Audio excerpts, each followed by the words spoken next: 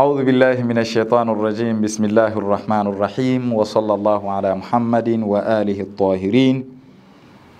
أيها الأعزاء، أيها الأحباء، أيها الكرام، السلام عليكم ورحمة الله تعالى وبركاته.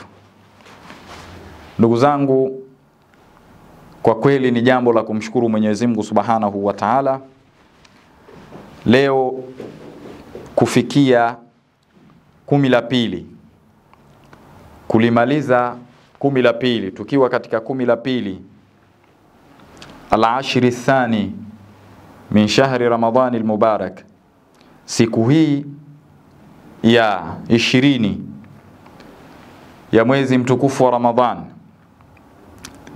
tukiendelea katika kumuomba Mwenyezi Mungu Subhanahu wa Ta'ala dua mbalimbali.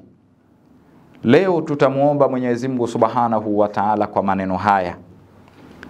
Tutamsemesha Mwenyezi Mungu Subhanahu wa Ta'ala kwa maneno haya: Allahumma salli ala Muhammadin wa ali Muhammad.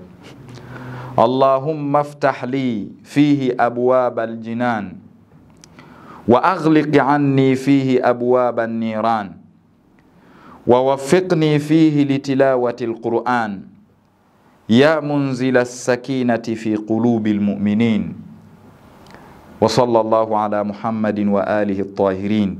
Unamuomba Mwenyezi Mungu Subhanahu wa Ta'ala, unamwambia: ewe Mola wangu, Allahumma, ewe Mola wangu, ewe Mwenyezi Mungu, iftah li fihi abwab al-jinan, nifungulie ya Rabbi ndani ya mwezi huu mtukufu wa Ramadhan abwab al-jinan, milango ya pepo.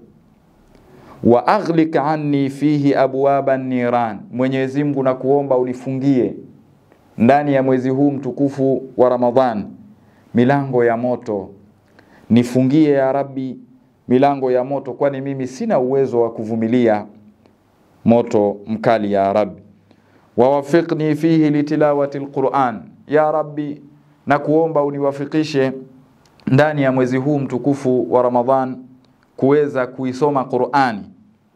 Ya munzila as-sakinati fi qulubi al-mu'minin, ewe mwenye kutia utulivu nyoyoni mwa wenye kuamini, ya Rabbi nakuomba, ya Rabbi nijalie niwe ni katika wale wenye kuisoma Qur'an, kwani ya Rabbi wewe ndiye mwenye kuwafanya watu wakatulia, ndiye mwenye kuzifanya nyoyo za watu zikatulia.